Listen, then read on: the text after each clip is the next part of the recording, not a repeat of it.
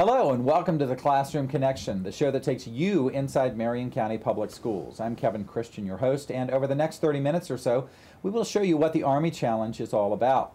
We'll take you inside for a first-hand look at one local school and SWAT training on its campus, and you'll see why things are much cooler but brighter these days at Maplewood Elementary. Up first, though, it is May, and that does not just mean the end of school is quickly approaching. It means plans are well underway for next school year, including programs for first-time students.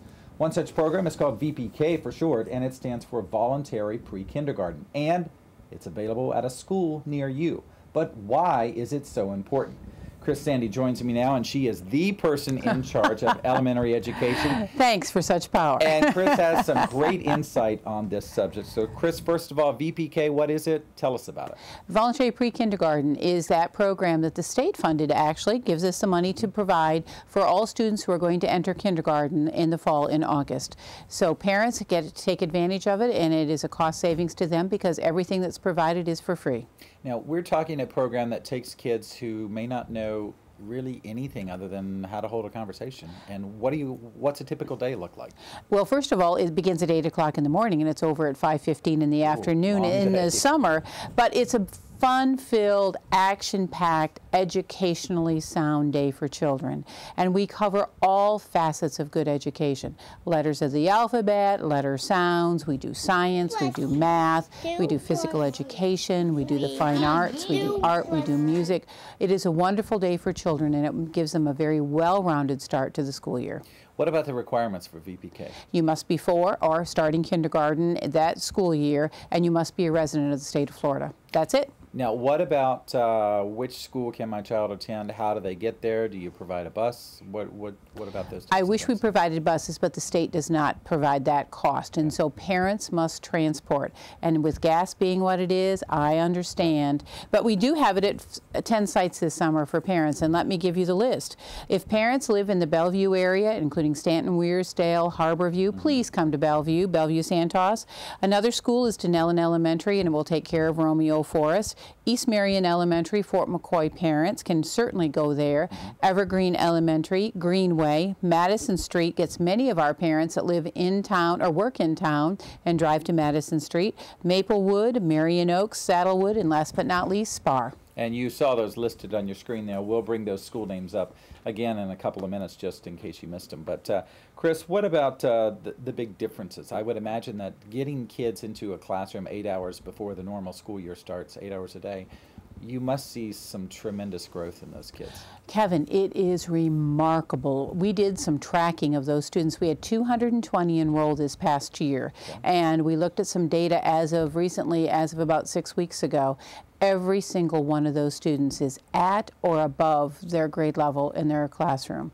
It is so phenomenal that they are so well on target. They are the shining stars of their class. So it's fair to say you want every kid, every 4-year-old in VPK. Every child. Now, many of our parents have actually taken advantage of it during the school year, but if there's any child out there that has not attended VPK, come see us. We'll take good care of them. Let's talk a little bit about the difference between the regular school year VPK and summertime VPK. During the school year, our Title I program runs what we call a blended model. We do VPK in the morning and Title I in the afternoon. We do provide some bus transportation for that because it is part of the school year and we are running those buses. During the summer, it is it's what's available for all parents who have not taken advantage of it during the school year, and they get to come see us. Do you have parents involved in these programs? We do. We actually do. We send home in our summer program, we send home books for the parents to read with children. We send home calendars for them to work with their children that supports all the learning we're doing in the classroom. You know, this is really a great opportunity for the district to reinforce its Be There campaign. We encourage you as a parent to be there for your child every day. And part of having a child is helping educate that child, playing with them, helping them learn to read, helping them know numbers and colors and sounds and all of those kinds of things. It's exactly right. We cannot stress enough that if we are there for these children, they will begin their kindergarten career and all grades, even through high school graduation. Just think about it. You start on grade level in kindergarten, you'll graduate from high school because you will not have any other option but to be successful. Unfortunately, the reality is some kids don't start where they need to be. That's exactly and they right. just kind of play catch up their entire life. And the first thing we do with children is we check their letter names and sounds. And children that know them are well on their way. Children that don't know them, Kevin, are already put into remediation. How scary the first day of kindergarten. And we can solve that problem. Come to VPK. Now, what do parents need to do? They need to call their schools that they would go normally to. Their schools are well prepared to receive them, and they will be more than happy to walk them through the application process. You know, and VPK graduating into kindergarten, it's just a smooth transition. Perfect. And you've also registered for kindergarten. Do it now and you're done with kindergarten registration. So kill two birds. Quick question for you. What are your specific goals for VPK this year? My specific goals are that every child is ready to start kindergarten where they need to be. It can't be any simpler. Absolutely. Chris, thanks for joining us It's today. It's always a pleasure. Thank you. You and your crew do a great job with VPK throughout the year, but especially during the summer because it is pretty busy. It is pretty busy, and we're very committed. How many kids do you anticipate? We would like to think 250. Wow. Okay. It's a goal. Good luck with that. Take good care. Thank you. Bye-bye. Well, the regular school year can be challenging for most students, but now imagine going up against the Army, physically and mentally, but enjoying the ride while you're at it. Well, that's exactly what happened at Westport High School recently. Joel Hartley takes us there. When the Army Strength in Action Zone paid a visit to Westport, it was quite a popular destination for the students. It's been a very positive reaction so far. We've got a lot of students who are they're really excited about the opportunity to get out and do something like this as opposed to sitting in the classroom. But even outside the classroom, students were learning as one part of the zone challenged them both physically and mentally. It's a lot of thinking. The first part is you have to lay down planks and you have to work as a team and you have to be able to hold your team together. If you fell off, you had to start and do it again. But when you start with the boardwalk piece, obviously you can't do it by yourself, so you need somebody to work with. And then the important thing to take away from that is the teamwork aspect. And then once you finish that, you do the think tank where they've got to do math and common sense and reasoning and stuff, and they still have to work together. You have to find cities on a map and everything. And then once you find the cities, you write down the questions and everything. If you get it right, you move on to the next event, which is 4-man push-up, which is 4 people all linked together doing one push-up. Again, it's a teamwork-oriented exercise where they have to work together, 4 people working together to hold the button down at the same time, which it doesn't count the push-up until they've got all 4 buttons down. You really have to rely on your team and be able to hold each other up. So much for the Army of one idea. Although there was a station where students tested themselves individually. It's physical and mental. You have to be able to pull yourself up and hit the button with your chest, and then once you get to the board, you have to be able to spot every single dot, and then you move on to the push-ups, and then you finish, and then you get your time, and then it turns into a competition between you and other students and cadets in the Corps. The final station was a chance for students to sit back, relax, and enjoy the ride in an Apache helicopter simulator. It was actually pretty crazy. I've never been in a helicopter. I've actually only been in a plane one time, and the way they actually pilot those things is just dramatically, insanely, and it's actually, you're on a lot of respect and everything for the people that actually do it every day. Westport is one of 2 Army Junior ROTC programs in the district, although all 7 of our high schools have various programs from military branches. Well, the challenge just brightened up at Maplewood Elementary thanks to a brand new energy-saving light project. As Tom Lauder shows us, new LED lights are changing the way students do everyday classroom tasks. There's a bright new idea that's going on at Maplewood Elementary, and here's someone to tell us a little bit more about it in depth. Our own guru of energy, Mr. James Newkirk. We anticipate these lamps will last well over 10 years. Kids who are students here could be teachers in these classrooms and be teaching under the same lamps that are being put in these next months or so. And that's going to save us on labor costs, and an inconvenience for changing out lamps in the classroom. I mean, we hope it's a set it and forget it.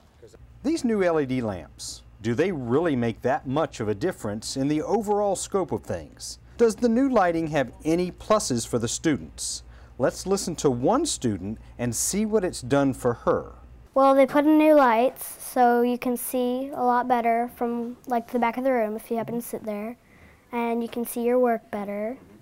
and you can it basically just helps you. They get you ready to start the day, kind of, and you can see, everything way better, much clearer. These new LED lamps are unique to Maplewood because of the certain kind of needs that the school has.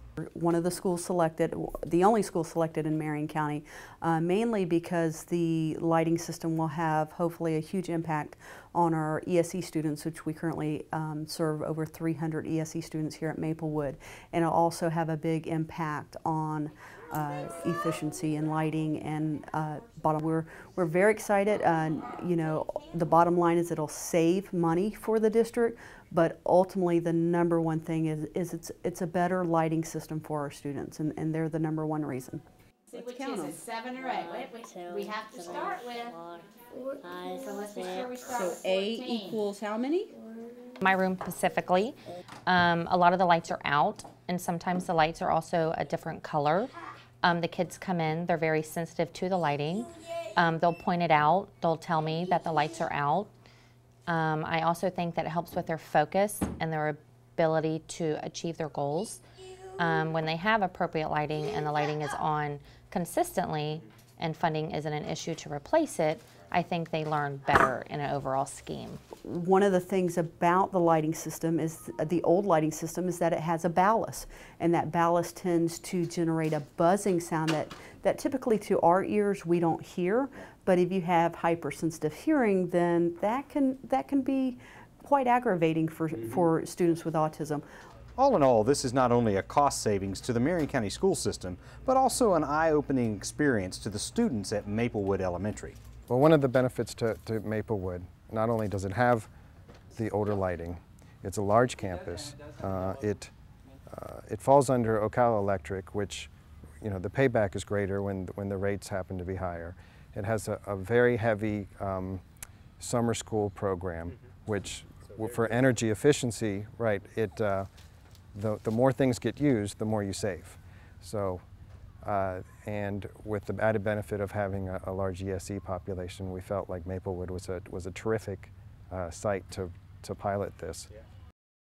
The LED lighting project should save nearly 200,000 kilowatt hours each year and use about 67% less energy than traditional light bulbs.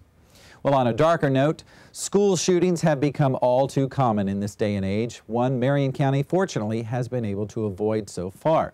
But that has not kept us from preparing if the unthinkable actually happens. Recently, in conjunction with the Sheriff's Office and Fire Rescue in Marion County, we staged a mock shooting at Fort McCoy School, allowing the 3 agencies to practice prevention, reaction, and response. Joel Hartley has more. My son got kicked out of school today, and I want to know who's in charge. Okay, well, that would be the discipline office. If you've got your ID, No, I don't have an ID. I just want to talk to whoever's in charge. Volunteers playing the role of a father and his recently suspended son burst into the front office, angrily demanding to speak to someone about the situation. While this training scenario might have been a bit over the top, that's not an uncommon occurrence. Well, we get parents that are upset, but like you said, this was overly dramatic, this parent, but we do get them that want to see the principal, and we just try to keep them calm until we can find a principal or a dean or someone that would speak with them.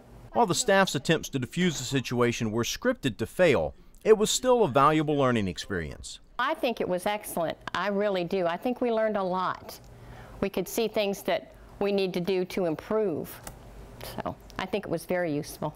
As part of the exercise, one attacker was able to get past the front office, onto campus, and into a classroom before the teacher could react to the Code Red announcement. Schools practice the Code Red drill several times a year, but not to this level. It gave us kind of a real-life scenario that could happen to help us better prepare our students if there was a situation that arises. I mean, we already have training, which is good, but to actually be put in a where it's different than a drill. You just do the drill, you go to your position, but now we know what to expect. I think it's something that all schools should be able to experience, all faculty, because I will definitely be able to prepare my students. When we're going through the drills, I'll be like, you need to take this serious. It's just not these drills do work. When a real situation arises, your teachers will know what to do, so you need to listen to them. Once a school is locked down, it's up to the SWAT team to secure the campus, remove the injured, go to your right, keep going to your right, good. and to neutralize the threat, in this case with simulated lethal force.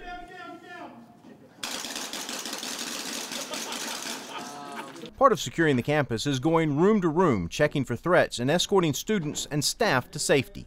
If it's a hostage situation, they're going to lock everything down and still do a search of all those rooms so that there's not anybody that may be a sleeper cell in the in with the bad guys. That search can be just as scary as the shooting for the teachers and students locked down and hiding, as the SWAT team aggressively enters and secures the rooms. They may be the good guys, but they aren't very friendly in this situation. No, they're not. And I kind of get their point behind that because they don't know if the bad guy's in there or not.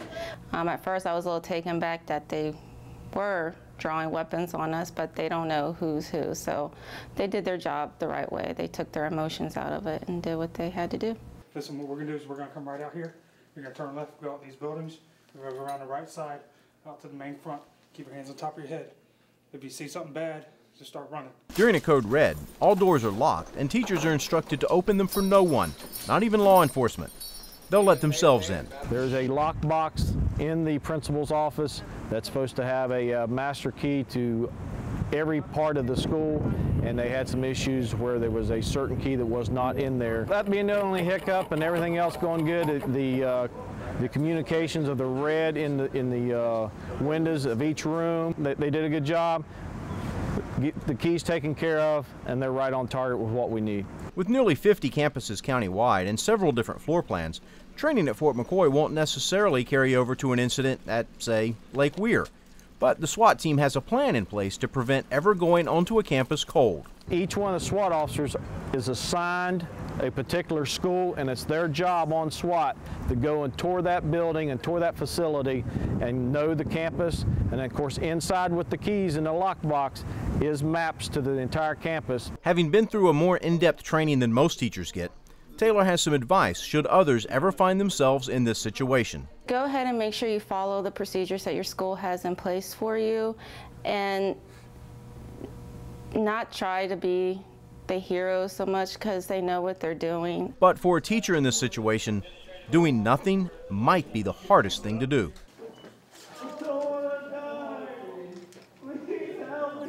We heard students out here moaning and asking for help, and that was really difficult as a teacher, and most teachers are parents, so it was really hard, but just trust in the authority, the people that are in charge, because they know what they're doing. Even though it was just a drill, one teacher left the campus in tears after having to stay locked in her room, powerless as the students in the hall cried out for help.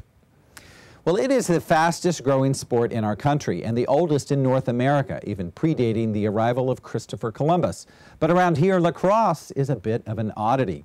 As Joe Hartley shows us, students from several high schools have come together to change all of that. What do a football player from Forest and tennis players from Bellevue and Lake Weir have in common? They love lacrosse. I think it challenges you the most out of all the other sports that I've tried to play. It really just challenges you mentally and physically. Just everything. Running, catching, throwing, playing the stick, everything. Just a great game. It keeps me out of trouble, and I just enjoy running around and getting to know a lot of different guys and seeing how they grow up and how they got involved with the sport too. And I just really fell in love with it. Getting involved is the tricky part. There are baseball, football, basketball, and soccer programs everywhere you look.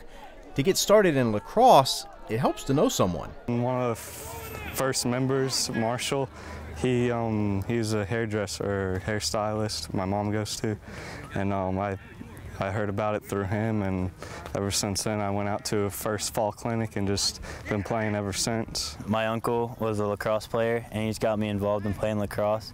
And when I found out there's a team in Ocala that was letting everybody in Marion County play, I just kind of talked to the coaches, called some people, and came out to some meetings. The Wildcat lacrosse team is made up mostly of Forest High students, but as a club sport has had players from Vanguard, Lake Weir, and Bellevue as well. And those rivals usually get along. Well, there's the occasional pushing and shoving every once in a while, but once you get to play with somebody for a while, they get used to them. It doesn't really matter. It's more or less just trying to get along and not trying to like take the guy's head off, but mostly it's just trying to have fun, meet other people, and just get the sport going, get it started at Vanguard, Bellevue, Lake Weir, Forest. I mean, it doesn't really matter as long as it's getting out there. That's pretty much all we care about. Lacrosse is like a lot of sports and different from them all. There's contact like football, quick back and forth transitions like basketball, and like hockey, everything's done with a stick. But it's its own game. So many people try to compare it to football. What they see is they see helmets, they see shoulder pads. Believe it or not, this sport most mirrors basketball. One-on-one defense, you play defense actually backing up instead of going at your opponent. You move the ball around. The lacrosse is more close to basketball and hockey, whereas you're on the field at one end for offense and on the other field for defense. Basketball defense is the same. It's a lot of movement. The only part of football and lacrosse, it's the hitting. A 6'3" defensive lineman going to Florida Tech on a football scholarship. Any guess as to his favorite part? The hitting. Being able to hit somebody, I just like that. I play defense, so that's my thing. His thing tends to get him in trouble sometimes. The size difference is a lot. Playing football in the second highest division in Florida, a lot of kids are pretty big. Come out, you got kids that are 110 pounds, 130 pounds, and you touch them and they go flying. And penalties just come flying right, left and right. Currently, there's not enough interest to add lacrosse as a varsity sport, but that may change with the success of the Wildcat programs. As well, 2 middle school squads are playing the game, which could mean North America's oldest sport may soon someday become Marion County's newest sport. Well, speaking of new, each month we introduce you to someone who really gets into their job with our school district. And today we want you to meet Greg Davis. He's the day custodian at Lake Weir Middle School. In his own words, here's why he loves his job.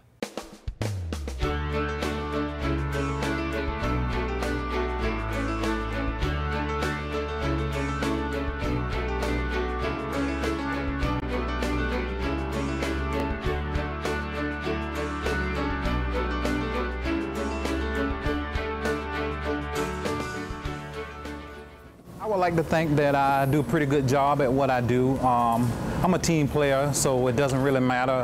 Sometimes you get called out a little bit to do other things that some would say is not necessarily in your job description. But to me, if you're here and you can help out, that's just part of the job to me.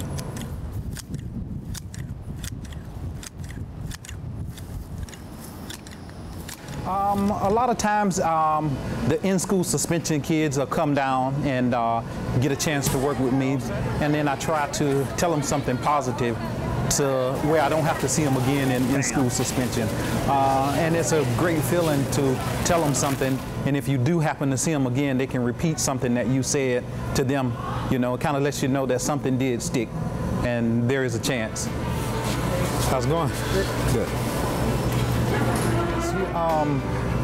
Like they always say, it takes a village, so if anybody can give them a little something positive, it's all the better.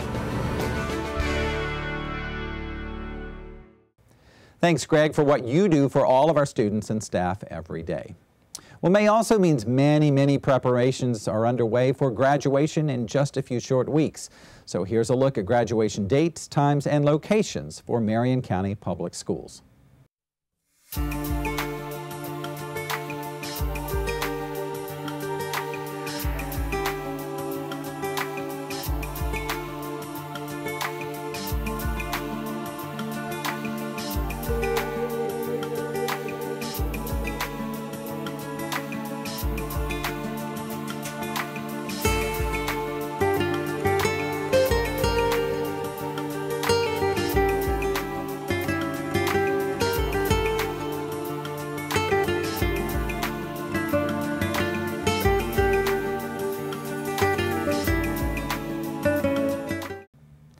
May also means hundreds of students going head-to-head to capture Best of Show honors at the 11th Annual Marion County Student Media Festival. That's a huge event with honors and bragging rights for the best work by our TV production students. And this year's awards ceremony takes place Friday, May 11th at Westport High School, and it airs live right here on the Marion Education Channel and replays throughout this month. Here's a look at one of last year's Best of Show winners, How to Survive Freshman Year from Lake Weir High. High school. A time spent hanging out with friends, making memories, and it's set to be the best time of your life. Unless, of course, you're a...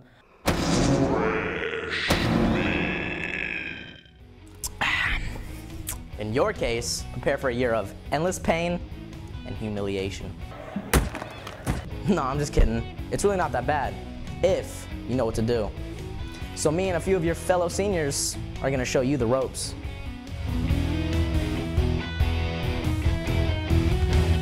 So first things first. Know your place. Don't walk around the school like you own it, because you don't. And you won't for another 3 years. For example. Hey, Freshie. Oh my God, hey!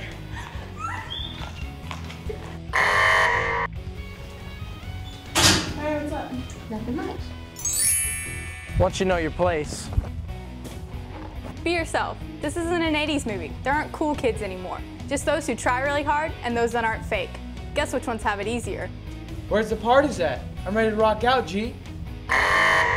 So Danny, do you want to chill this weekend? We can smell fake from a mile away, so don't try it. Ow. Oh, and be sure to get involved in extracurricular activities like clubs and sports. It will help a lot later in high school, trust me.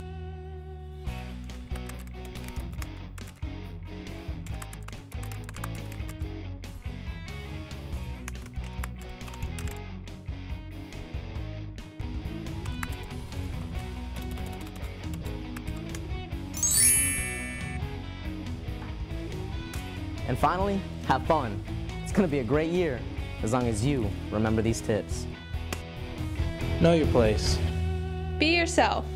Get involved. Have fun. Now go live it up, you youngsters.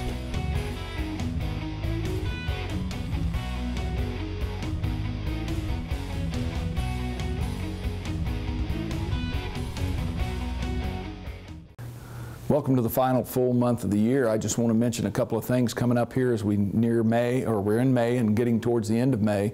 You've got, first of all, graduations taking place, and for high school students, that's obviously a really big deal for them.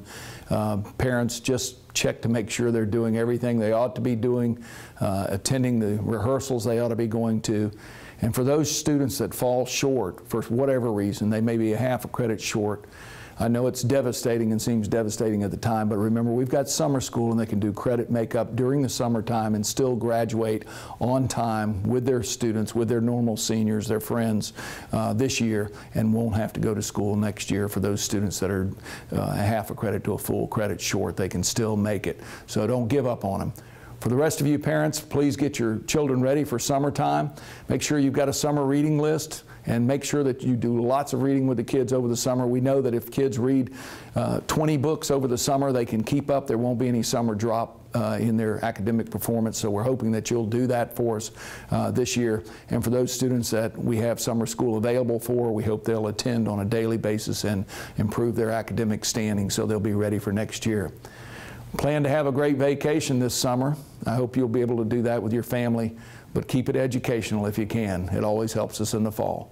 Thanks, and have a great year.